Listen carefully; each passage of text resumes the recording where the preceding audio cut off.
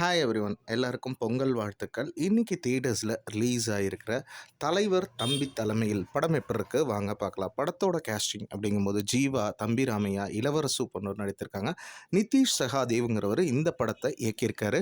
விஷ்ணுங்கிறவர் music compose பண்ணியிருக்காரு. Cinematography வந்து பாபுங்கிறவர் handle பண்ணியிருக்காரு. தலைவர் தம்பி தலைமையில் படத்தின் கதை அப்படிங்கும்போது படத்தின் நாயகனான ஜீவா வந்து அவர் ஊரில் பஞ்சாயத்து தலைவராக இருக்கார். அதே சமயம் இவருக்கு வந்து கம்பீட் பண்ணி டிவிடி அப்படிங்கிற ஒரு நபரும் இருக்கார். அப்படி இருக்க இவர் வசிக்கக்கூடிய பகுதியில் வந்து தம்பி ராமையாவும் இளவரசும் இருக்காங்க. ரெண்டு பேரும் பக்கத்து பக்கத்து வீடு. அப்படி இருக்க இந்த ரெண்டு பேருமே வந்து ஒரு எதிரிகளாக இருக்காங்க ஒரு சில சம்பவத்தினால. அப்படி இருக்கும்போது வந்து பார்த்திங்கன்னா இளவரசு பொண்ணுக்கு வந்து கல்யாணம் ஒரு டேட்டில் வந்து ஃபிக்ஸ் பண்ணி வச்சுருக்காங்க. அதே சமயம் வந்து அவங்க ஃபிக்ஸ் பண்ண அந்த முகூர்த்த நேரம் வந்து ஒரு 10:30க்கு ஃபிக்ஸ் பண்ணியிருக்காங்க. அப்படி இருக்க தம்பி ராமையா வீட்டில் அந்த சமயம்னு பார்த்து தம்பி ராமையாவோட அப்பா வந்து தவறிடுறாரு. அவங்களும் அந்த இறுதி ஊர்வலம் வந்து 10:30 மணிக்கு நடக்கணும் அப்படிங்கிற மாதிரி ஒரு பிரச்சனையில் இருக்காங்க. அப்படி இருக்க இந்த ரெண்டு பேர் இளவரசும் தம்பி ராமையாவும் எதிரிகளாக இருக்கும்போது, அதாவது ஒரு கல்யாண வீட்டு பக்கத்தில் ஒரு இழவு விழுதுன்னா அதுக்கான ப்ராப்ளம்ஸ், அதே மாதிரி ஒரு இழவு வீட்டு பக்கத்தில் கல்யாணத்தை நடத்த முடியாதுங்கிற ஒரு பிரச்சனையில் இருக்குது. இந்த ரெண்டு பேருமே ஜீவாவுக்கு வேண்டியவங்க தான்.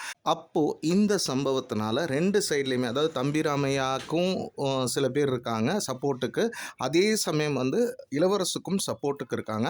அப்படி இருக்க ஜீவாக்கு இது ஒரு பிரச்சனையாக மாறுது. இதுக்கப்புறம் இந்த படம்ங்கிறது எப்படி நகருது அப்படின்னு பார்த்தீங்கன்னா, அதாவது அந்த குறித்த நேரத்தில் வந்து கல்யாணம் வந்து நல்லபடியாக இளவரசு பொண்ணுக்கு நடந்துச்சா, அதே மாதிரி தம்பி ராமையா வந்து தன்னோட தந்தையோட இறுதி ஊர்வலத்தை அதே நேரத்தில் வந்து நடத்தணும்னு பிரியப்படுறாருங்கும்போது அது நடந்துச்சா, இது எல்லாத்துக்கும் ஊர் பஞ்சாயத்து தலைவரான ஜீவா வந்து ஒரு சொல்யூஷன் கொண்டு வந்தாரா இல்லையா, அதே சமயம் இதுக்குள்ள வந்து நிறைய ஆதாயம் தேடக்கூடிய மக்களும் இதுக்குள்ளே வர்றாங்க, அவங்களுக்கெல்லாம் என்னாச்சு, இது எல்லாத்துக்கும் ஆன்சர் கொடுக்குற ஒரு படமாக அமையிறது தான் தலைவர் தம்பி தலைமையில். சரி, இப்போ படத்துடைய ப்ளஸஸ் அப்படின்னு பார்க்கும்போது படத்தோட கேஸ்டிங்கை பொறுத்த வரைக்கும் ஜீவா வந்து இந்த படத்துக்கு ஒரு ஆப்ஃபிட்டு தான். அதே மாதிரி தம்பி ராமையாவாக இருக்கலாம், இளவரசுவாக இருக்கலாம், அவங்களுக்குலாம் அந்த கேரக்டருங்கிறது வந்து ஒரு அல்வா சாப்பிட்ற மாதிரி கேரக்டர் தான், சூப்பராகவே பண்ணியிருக்காங்க. அதே மாதிரி வந்து அந்த தீவிட்டியாக நடித்தவரும் வந்து இந்த படத்துக்கு என்னென்ன அந்த பிரச்சனையில் வந்து எப்படி எப்படி ஆதாயம் அடையலாங்கிறத பண்ணுறதுலையும் அவரும் சூப்பராக பண்ணியிருக்காரு. அதே மாதிரி இளவரசு பொண்ணோட அந்த மாப்பிள்ளை பண்ணுற காமெடி, அவர் தம்பி பண்ணுற காமெடி, எல்லாருமே வந்து பார்த்திங்கன்னா படத்தில் வந்து இந்த படத்துக்கு என்ன தேவையோ அதை நீட்டாக வந்து ஒர்க் அவுட் பண்ணியிருக்காங்க அப்படின்னே சொல்லலாம். நெக்ஸ்ட்டு படத்தோட பிஜிஎம் அப்படிங்கும்போது இந்த படம் வந்து ஒரு நாளில் நடக்கக்கூடிய கதை தான். அப்படிங்கும்போது அதுக்கு தகுந்த பிஜிஎம்மும் இருக்குது, சாங்ஸும் ஒரு ஓகே கேட்டகரி தான். சினிமோட்டோகிராஃபியை பொறுத்த வரைக்கும் படம்ங்கிறது வந்து ஒரு கிராமத்துக்குள்ளே நடக்கிற கதை தான். அதுக்கு என்ன சினிமோட்டோகிராஃபியோ அதுவும் நீட்டாக ஒர்க் ஆகிருக்கு. அட் தி சேம் டைம் படத்தில் வந்து நிறைய காமெடி எலிமெண்ட்ஸும் வந்து நீட்டாக ஒர்க் ஆகிருக்கு. மேலும் பார்த்திங்கன்னா ஒரு ஃபெஸ்டிவல் நாளில் வந்து நம்ம ஃபேமிலியோடு பார்க்கக்கூடிய அளவுக்கு ஒரு நீட்டான காமெடி படமாகத்தான் இந்த படம்ங்கிறது வந்து நமக்கு ஒர்க் ஆகிருக்கு. அடுத்தது பார்த்திங்கன்னா படத்தோட ரன் டைமும் பெரிய ப்ளஸ் ஆகத்தான் அமையுது. லெஸ் தேன் 2 hours தான் ஓடுது. ஸோ அதுவும் இந்த படத்துக்கு வந்து ஒரு பெரிய பலமாக அமையுது. சரி, வேறு என்னெல்லாம் இந்த படத்தில் செஞ்சுருந்தா இன்னும் இந்த படம்ங்கிறது பெரிதாக இருந்திருக்கும் அப்படின்னு பார்த்திங்கன்னா, அதாவது இறுதியில் இந்த கன்க்ளூட் பண்ண விஷயம் வந்து பண்ணியிருக்காங்க, இன்னும் பெட்டராக பண்ணியிருக்கலாமோ அப்படிங்கிற ஒரு ஃபீல் கொடுக்குது.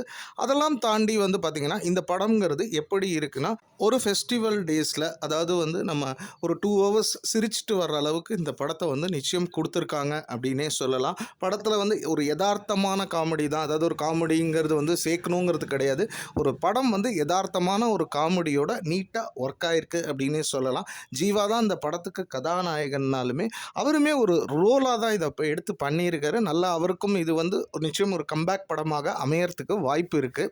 மற்றபடி finally to sum it up, தலைவர் தம்பி தலைமையில் படம் எப்படி இருக்குன்னா, படத்தின் நாயகனான ஜீவா வந்து ஒரு ஊரில் பஞ்சாயத்து தலைவராக இருக்கார்.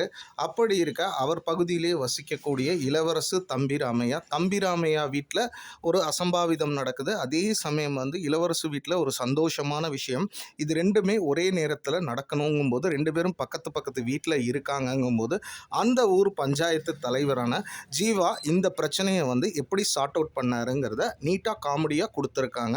படத்தை பொறுத்த வரைக்கும் வந்து யூ சர்டிஃபைடு தான், தாராளமாக ஃபேமிலியோடு போய் பார்க்கலாம். மேலும் ஒரு புதிய திரை விமர்சனத்தில் உங்களை வந்து சந்திக்கிறேன். நன்றி, வணக்கம்.